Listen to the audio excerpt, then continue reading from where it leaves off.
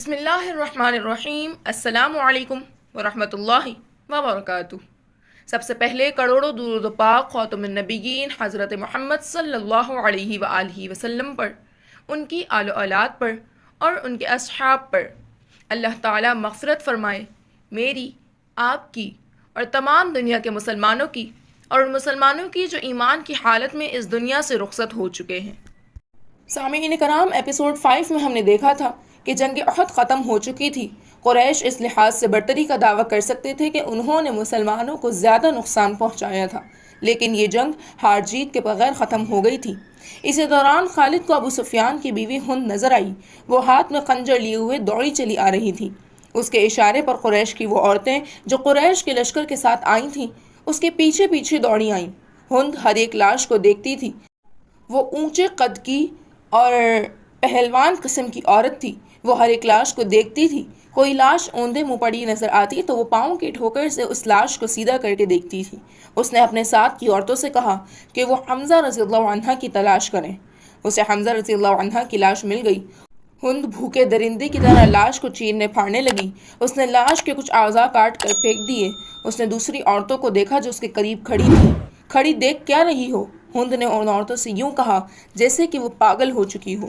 یہ دیکھو، میں نے اپنے باپ، اپنے چچا اور اپنے بیٹے کے قاتل کی لاش کا کیا حال کر دیا۔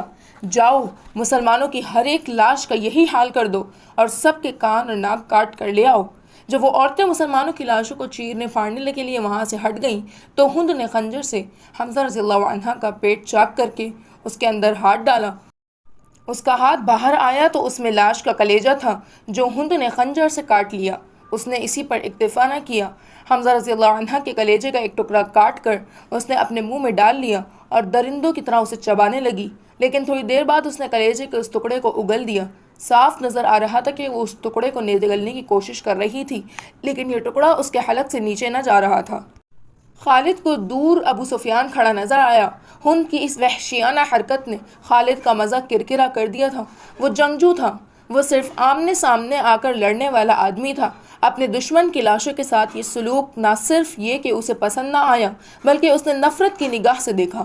ابو سفیان کو دیکھ کر خالد نے اپنے گھوڑے کو ایڑ لگائی اور ابو سفیان کے پاس جا گھوڑا روکا۔ ابو سفیان، خالد نے غصے اور حقارت کے ملے جلے لہجے میں کہا، کیا تم اپنی بیوی اور ان عورتوں کی اس وحشیانہ حرکت کو پسند کر رہے ہو؟ ابو سفیان نے خالد کی طرف ایسی نگاہوں سے دیکھا جس میں بے بسی کی جھلک تھی اور صاف پتہ چلتا تھا کہ اسے لاشوں کے ساتھ اپنی بیوی کا یہ سلوک پسند نہیں۔ خاموش کیوں ہو ابو سفیان؟ تم ہند کو جانتے ہو خالد؟ ابو سفیان نے دبی سی زبان میں کہا، یہ عورت اس وقت پاگلوں سے بدتر ہے۔ اگر میں یا تم اسے روکنے کے لیے آگے بڑھے تو ایک خنجر سے ہمارے پیٹ بھی چاک کر دے گی۔ خالد ہند کو جانتا تھا۔ وہ ابو سفیان کی بے بسی سمجھ گیا۔ ابو سفیان نے سر جھکایا، گھوڑے کی لگام کو جھٹکا دیا اور منہ پھیر کر دوسری طرف چل پڑا۔ خالد بھی اس منظر کو برداشت نہ کر سکا۔ جب ہند حمزہ رضی اللہ عنہ کی لاش کا کلیجہ چبا کر اگل چکی تو اس نے پیچھے دیکھا۔ اس کے پیچھے جبیر بن معطم کا غلام وحشی بن حرب کھڑا تھا۔ اس کے ہاتھ میں افریقہ کی بنی ہوئی برچھی تھی جس سے اس نے حمزہ رضی اللہ عنہ کو شہید کیا تھا۔ یہاں کیا کر رہے ہو بن حرب؟ ہند نے تحکمانہ انداز میں اسے کہا، جاؤ اور مسلمانوں کی لاشوں کے ٹکڑے ٹکڑے کر دو۔ وحشی بن حرب بولتا تو بہت کم تھا۔ اس کی کوشش یہ ہوتی کہ زیادہ سے زیادہ بات اشاروں میں ہی کر لی جائے۔ اس نے ہند کا حکم ماننے کے بجائے اپنا ہاتھ ہند کے آگے پھیلا دیا اور اس کی نظریں ہند کے گلے میں لٹکے ہوئے سونے کے ہار پر جم گئیں۔ ہند کو اپنا وعدہ یاد آ گیا۔ اس نے وحشی سے کہا تھا کہ تم میرے باپ، چچا اور بیٹے کے قاتل کو قتل کر دو تو میں نے جتنے زیورات پہن رکھے ہیں وہ تمہارے ہوں گے۔ اب وحشی اپنا انعام لینے آیا تھا۔ ہند نے اپنے تمام زیورات اتار کر وحشی بن حرب کے پھیلے ہوئے ہاتھ پر رکھ دیے۔ وحشی کے ہونٹوں پر مسکراہٹ آ گئی اور وہ وہاں سے چل پڑا۔ ہند پر اس وقت فتح اور انتقام کا بھوت سوار تھا۔ ٹھہر جاؤ بن حرب، ہند نے جوشیلے انداز میں اس وحشی کو بلایا۔ وہ جب اس کے پاس آیا تو ہند نے کہا، میں نے تمہیں کہا تھا کہ میرا کلیجہ ٹھنڈا کر دو تو تمہیں اپنے زیورات دوں گی، لیکن تم اس سے زیادہ انعام کے حقدار ہو۔ ہند نے قریش کی عورتوں کی طرف اشارہ کیا اور کہا، تم جانتے ہو ان عورتوں میں کنیزیں کون کون ہیں؟ دیکھو، تمہیں جو کنیز اچھی لگتی ہے اسے لے جاؤ۔ وحشی بن حرب نے اپنی عادت کے مطابق خاموشی سے چند لمحے ہند کے چہرے پر نظریں گاڑیں، لیکن اس کی نظریں کنیزوں کی طرف نہ گئیں۔ اس نے انکار میں سر ہلایا اور وہاں سے چلا گیا۔ کچھ دیر بعد میدان جنگ کی ہولناکی میں ہند کی بلند اور مترنم آواز سنائی دینے لگی۔ مورخ ابن حشام کے مطابق اس نے ترنم سے جو نغمہ گایا اس کے الفاظ کچھ اس طرح تھے: ہم نے بدر کے مارکے کا حساب برابر کر لیا ہے، ایک خون ریز مارکے کے بدلے ہم نے ایک خون ریز مارکا لڑ لیا ہے۔ عتبہ کا غم میری برداشت سے باہر تھا، عتبہ میرا باپ تھا، مجھے چچا کا بھی غم تھا، اپنے بیٹے کا بھی غم تھا، اب میرا سینہ ٹھنڈا ہو گیا ہے، میں نے اپنی قسم پوری کر دی ہے، وحشی نے میرے دل کے درد کا مداوع کر دیا ہے، میں عمر بھر وحشی کے احسان مند رہوں گی، اس وقت تک جب تک میری ہڈیاں قبر کی مٹی میں مل کر مٹی نہیں ہو جاتی۔ ابو سفیان اس بھیانک منظر کو برداشت نہ کر سکا تھا، وہ پہلے ہی منہ پھیر کر جا چکا تھا۔ اس نے اپنے 2 ساتھیوں سے کہا کہ اسے یقین نہیں آ رہا کہ رسول اکرم صلی اللہ علیہ وآلہ وسلم زندہ ہیں۔ خالد نے دور سے کسی اور کو دیکھ کر سمجھ لیا ہوگا کہ وہ محمد صلی اللہ علیہ وآلہ وسلم ہیں۔ کسی نے ابو سفیان سے کہا۔ ابو سفیان یہ کہہ کر کہ وہ اپنی آنکھوں سے دیکھ کر آتا ہے، اس تنگ درے کی طرف چلا گیا جہاں سے خالد اپنے سواروں کو واپس لایا تھا۔ وہ ایسی جگہ جا کھڑا ہوا جہاں سے اسے مسلمان بیٹھے ہوئے نظر آ رہے تھے۔ محمد صلی اللہ علیہ وآلہ وسلم کے پیروکاروں، ابو سفیان نے بلند آواز سے کہا، کیا تم میں محمد زندہ ہے؟ رسول کریم صلی اللہ علیہ وآلہ وسلم نے آواز سنی تو اپنے ارد گرد بیٹھے ہوئے مسلمانوں کو اشارہ کیا کہ وہ خاموش رہیں۔ ابو سفیان نے اپنا سوال اور زیادہ بلند آواز سے دہرایا۔ اب بھی اسے کوئی جواب نہ ملا۔ کیا ابو بکر تم میں زندہ موجود ہیں؟ ابو سفیان نے بلند آواز سے پوچھا۔ اب بھی اسے کوئی جواب نہ ملا۔ 3 بار پوچھنے کے باوجود بھی مسلمان خاموش رہے۔ کیا عمر رضی اللہ عنہ زندہ ہے؟ ابو سفیان نے پوچھا۔ اب کے بھی مسلمانوں نے خاموشی اختیار کیے رکھی۔ ابو سفیان نے گھوڑے کو گھمایا، اس نے نیچے دیکھا۔ قریش کے بہت سے آدمی رسول اکرم صلی اللہ علیہ وآلہ وسلم کے متعلق صحیح خبر سننے کو بے تاب کھڑے تھے۔ اے اہل قریش، ابو سفیان نے چلا کر اعلان کیا، محمد صلی اللہ علیہ وآلہ وسلم مر چکا ہے، ابو بکر اور عمر رضی اللہ عنہ بھی زندہ نہیں۔ اب مسلمان تمہارے سائے سے بھی ڈریں گے، خوشیاں مناؤ، ناچو۔ اہل قریش ناچنے اور ہلڑ مچانے لگے، لیکن گرجتی ہوئی ایک آواز نے انہیں خاموش کر دیا۔ اے خدا کے دشمن! درے کی بلندی سے حضرت عمر رضی اللہ عنہ کی آواز گونجی، اتنا جھوٹ نہ بول، وہ تینوں زندہ ہیں جن کے نام لے کے تو نے انہیں مردہ کہہ رہا ہے۔ اپنے قبیلے کو دھوکہ مت دے، تجھے تیرے گناہوں کی سزا دینے کے لیے ہم سب زندہ ہیں۔ ابو سفیان نے طنزیہ قہقہہ لگایا اور بلند آواز سے بولا، ابن الخطاب، تیرا خدا تجھے ہم سے محفوظ رکھے، کیا تو اب بھی ہمیں سزا دینے کی بات کرتا ہے؟ کیا تو یقین سے کہتا ہے کہ محمد صلی اللہ علیہ وآلہ وسلم زندہ ہے؟ اللہ کی قسم، ہمارے نبی زندہ ہیں۔ حضرت عمر بن الخطاب رضی اللہ عنہ کی آواز جواب میں گرجی، اللہ کے رسول صلی اللہ علیہ وآلہ وسلم تمہارا ایک ایک لفظ سن رہے ہیں۔ عربوں میں یہ رواج تھا کہ ایک مارکہ ختم ہونے کے بعد دونوں فریقوں کے سردار یا سالار ایک دوسرے پر طعنوں اور بھپتوں کے تیر برسایا کرتے تھے۔ ابو سفیان اسی دستور کے مطابق دور کھڑا حضرت عمر رضی اللہ عنہ سے ہم کلام تھا۔ تم حبل اور عزہ کی عظمت کو نہیں جانتے؟ ابو سفیان نے کہا۔ حضرت عمر رضی اللہ عنہ رسول اکرم صلی اللہ علیہ وآلہ وسلم کی طرف دیکھا۔ آپ صلی اللہ علیہ وآلہ وسلم اونچا بول نہیں سکتے تھے۔ آپ صلی اللہ علیہ وآلہ وسلم نے حضرت عمر رضی اللہ عنہ کو بتایا کہ وہ ابو سفیان کو کیا جواب دیں۔ او باطل کے پجاری، حضرت عمر رضی اللہ عنہ نے بلند آواز سے کہا، اللہ کی عظمت کو پہچان جو سب سے بڑا اور سب سے زیادہ طاقت والا ہے۔ ہمارے پاس حبل جیسا دیوتا اور عزہ جیسی دیوی ہے۔ ابو سفیان نے کہا، کیا تمہارے پاس کوئی ایسا دیوتا اور دیوی ہے؟ ہمارے پاس اللہ ہے۔ رسول کریم صلی اللہ علیہ وآلہ وسلم نے حضرت عمر رضی اللہ عنہ کی زبان سے کہلوایا، جو حضرت عمر رضی اللہ عنہ نے بلند آواز سے کہا، تمہارا خدا کوئی نہیں، جنگ کا فیصلہ ہو چکا ہے۔ ابو سفیان نے کہا، تم نے بدر میں فتح پائی تھی، ہم نے اس پہاڑی کے دامن سے تمہیں انتقام لے لیا، اگلے سال ہم تمہیں بدر کے میدان میں ہی مقابلے کے لیے للکاریں گے انشاءاللہ۔ حضرت عمر رضی اللہ عنہ نے رسول کریم صلی اللہ علیہ وآلہ وسلم کے الفاظ بلند آواز میں دہرائے، اب تمہارے ساتھ ہماری ملاقات بدر کے میدان میں ہی ہوگی۔ ابو سفیان نے گھوڑا موڑا، گھوڑا 2 قدم ہی چلا ہوگا کہ اس نے گھوڑے کو روک لیا۔ اے عمر رضی اللہ عنہ، ابو بکر رضی اللہ عنہ اور محمد صلی اللہ علیہ وآلہ وسلم، ابو سفیان نے اب کے ذرا ٹھہری ہوئی آواز میں کہا، تم جب میدان سے اپنی لاشیں اٹھاؤ گے تو تمہیں کچھ ایسی لاشیں بھی ملیں گی جن کے اعضاء کٹے ہوئے ہوں گے اور انہیں چیرا پھاڑا گیا ہوگا۔ خدا کی قسم، میں نے کسی کو ایسا کرنے کا حکم نہیں دیا تھا، اور میں نے تمہاری لاشوں کے ساتھ یہ سلوک بالکل پسند نہ کیا۔ اگر اس کا الزام مجھ پر عائد کرو گے تو اسے میں اپنی توہین سمجھوں گا۔ ابو سفیان نے گھوڑا موڑا اور گھوڑے کو ایڑ لگا دی۔ چلتے چلتے خالد کے گھوڑے نے اپنے آپ ہی رخ بدل لیا۔ خالد نے گھوڑے کو نہ روکا، وہ سمجھ گیا کہ گھوڑے نے پانی کی مشک پا لی ہے۔ کچھ دور جا کر گھوڑا نیچے اترنے لگا۔ خالد کو یہ مقام یاد آ گیا۔ جنگ احد کے بعد واپسی پر قریش نے کچھ دیر یہاں قیام کیا تھا۔ نیچے پانی کا خاصا ذخیرہ موجود تھا۔ گھوڑا بڑی تیزی سے گھاٹی اتر گیا اور پانی پر جا رکا۔ خالد گھوڑے سے کود کر نیچے اترا اور دوزانوں ہو کر چلو بھر پڑ کر اپنے چہرے پر پانی پھینکنے لگا۔ ذرا سستانے کے بعد بھربھری سے ایک چٹان کے ساتھ بیٹھ گیا۔ اسے وہ وقت یاد آیا جب احد کے معرکے کے بعد اہل قریش واپس آئے تھے۔ انہوں نے مدینے سے کچھ دور آ کر قیام کیا تھا۔ اس قیام کے دوران قریش کے سردار اس بحث میں الجھ گئے تھے کہ مکہ واپس پہنچا جائے یا مسلمانوں پر ایک اور حملہ کیا جائے۔ صفوان بن امیہ نے کہا تھا، ہم شکست کھا کر نہیں آئے۔ اگر تم یہ سمجھتے ہو کہ مسلمانوں کی حالت بہت بری ہے تو اپنی حالت دیکھو، ہماری حالت بھی اچھی نہیں۔ اب مسلمانوں کے ساتھ اتنی جلدی لڑنے کا خطرہ مول نہیں لینا چاہیے، ہو سکتا ہے قسمت ہمارا ساتھ نہ دے۔ جب یہ بحث جاری تھی تو قریش کے کچھ آدمی دو مسافروں کو پکڑ کر سرداروں کے سامنے لے آئے۔ انہیں بتایا گیا کہ یہ دونوں آدمی جو اپنے آپ کو مسافر کہتے ہیں ہمارے خیموں کے ارد گرد گھوم پھر رہے تھے، اور ہمارے 4-5 آدمیوں سے انہوں نے پوچھا کہ تم لوگ کہاں جا رہے ہو۔ ان دونوں نے ابو سفیان اور دوسرے سرداروں کے سامنے بھی یہی بیان دیے کہ وہ مسافر ہیں، اور کسی کا جگہ کا نام لے کر کہا کہ وہ ادھر جا رہے ہیں۔ ابو سفیان کے حکم سے ان کے پھٹے پرانے کپڑے جو انہوں نے پہن رکھے تھے اتروائے گئے تو اندر سے خنجر اور تلواریں برآمد ہوئیں۔ ان سے پوچھا گیا کہ تم یہ ہتھیار کیوں چھپا رکھے ہیں؟ خالد کی نظر بہت تیز تھی، اسے شک ہوا کہ یہ مسلمانوں کے جاسوس ہیں۔ ان دونوں کو قریش کی فوج کے سامنے کھڑا کر دیا گیا اور پوچھا گیا کہ انہیں کوئی پہچانتا ہے؟ 2-3 آوازیں آئیں کہ ہم انہیں پہچانتے ہیں، یہ یثرب یعنی مدینہ کے رہنے والے ہیں۔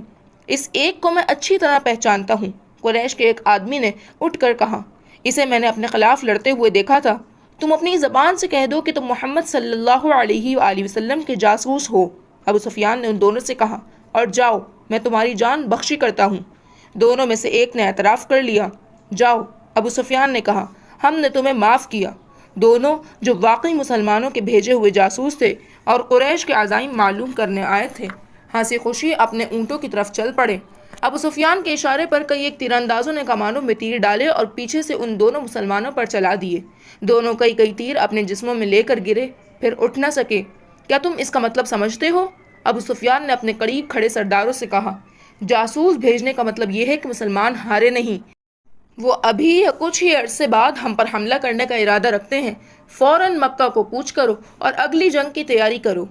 اگلے روز رسول اکرم صلی اللہ علیہ وآلہ وسلم کو کسی نے آ کر بتایا کہ اہل قریش نے جہاں پڑاؤ کیا تھا وہاں اپنے دونوں جاسوسوں کی لاشیں پڑی ہوئی ہیں اور اہل قریش مکہ کو روانہ ہو گئے ہیں۔ خالد نے پہلی بڑی جنگ لڑی تھی، لیکن وہ سمجھتا تھا کہ وہ مسلمانوں کو شکست نہیں دے سکا۔ آج 4 برس بعد وہ اس سوچ میں غرق تھا کہ مسلمانوں کی یہ طاقت عام انسانوں کی طاقت نہیں، کوئی راز ہے جسے وہ ابھی تک نہیں پا سکا۔ اسے اہل قریش کی کچھ خامیاں یاد آنے لگیں، کچھ باتیں اور کچھ اعمال اسے اچھے نہیں لگ رہے تھے۔ اسے یہودیوں کی 2 بڑی خوبصورت عورتیں بھی یاد آئیں جو اہل قریش کے سرداروں میں گھل مل گئی تھیں۔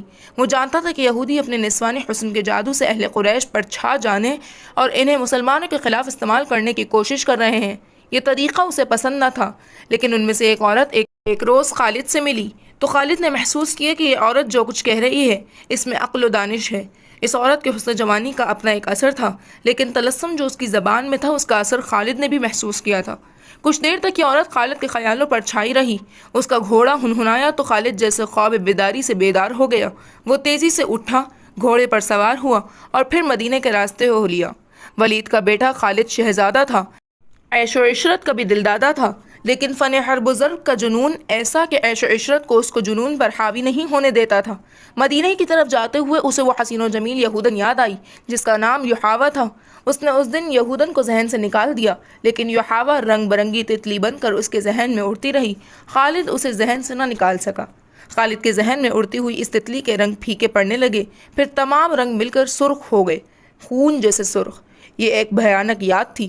خالد نے اسے ذہن سے اگل دینے کی بہت کوشش کی، لیکن تتلی جو زہریلی بھیڑ بن گئی تھی اس کے ذہن سے نہ نکلی۔ یہ معرکہ احد کے 3-4 ماہ بعد کا ایک واقعہ تھا۔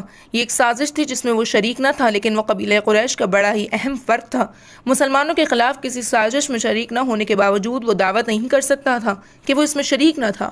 معرکہ احد میں زخمی ہونے والے بعض اہل قریش کے زخم ابھی ٹھیک نہ ہوئے تھے کہ ایک روز خالد کو خبر ملی کہ مدینے سے 6 مسلمان تبلیغ اسلام کے لیے رجیع کی طرف جا رہے تھے کہ عفان سے تھوڑی دور ایک غیر مسلم قبیلے نے انہیں روک لیا اور ان میں سے 2 کو مکہ لایا گیا ہے اور انہیں نیلام کیا جا رہا ہے۔ خالد دوڑتا ہوا وہاں گیا۔ وہ 2 مسلمان خبیب رضی اللہ عنہ بن عدی اور زید رضی اللہ عنہ بن اندسنا تھے۔ خالد دونوں کو جانتا پہچانتا تھا، وہ اسی کے قبیلے کے فرد ہوا کرتے تھے۔ انہوں نے اسلام قبول کر لیا تھا۔ ان میں سے حب رسول صلی اللہ علیہ وآلہ وسلم کا یہ عالم تھا کہ رسول خدا صلی اللہ علیہ وآلہ وسلم پر جانیں قربان کرنے کو تیار رہتے تھے۔ رسول خدا صلی اللہ علیہ وآلہ وسلم انہیں بہت عزیز رکھتے تھے۔ خالد نے دیکھا کہ انہیں ایک چبوترے پر کھڑا کر دیا گیا تھا اور ارد گرد اہل قریش کا ہجوم تھا۔ ایک غیر مسلم قبیلے کے 4 افراد ان کے پاس کھڑے تھے، دونوں کے ہاتھ رسیوں سے بندھے ہوئے تھے۔ یہ دونوں مسلمان ہیں۔ ایک آدمی چبوترے پر کھڑا اعلان کر رہا تھا، یہ دونوں احد میں تمہارے خلاف لڑ رہے تھے، ان کے ہاتھوں تمہارے عزیز اور خون کے رشتہ دار مارے گئے تھے۔ ہے کوئی جو انتقام کی آگ بجھانا چاہتا ہے؟ انہیں خریدو، اپنے ہاتھوں قتل کرو اور خون کے بدلے خون بہاؤ۔ یہ آدمی سب سے اونچی بولی دینے والے کو ملیں گے۔ بولو 2 گھوڑے، ایک آواز آئی۔ بولو، بڑھ کر بولو۔ 2 گھوڑے 1 اونٹ، ایک اور آواز آئی۔ گھوڑے اونٹوں کو چھوڑ دو، سونے میں بولی دو، سونا لاؤ، دشمن کے خون سے انتقام کی پیاس بجھاؤ۔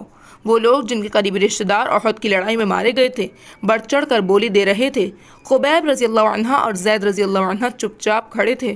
ان کے چہروں پر خوف نہ تھا، گھبراہٹ نہ تھی، ہلکی سی بھی بے چینی نہ تھی۔ خالد ہجوم کو چیرتا ہوا آگے چلا گیا۔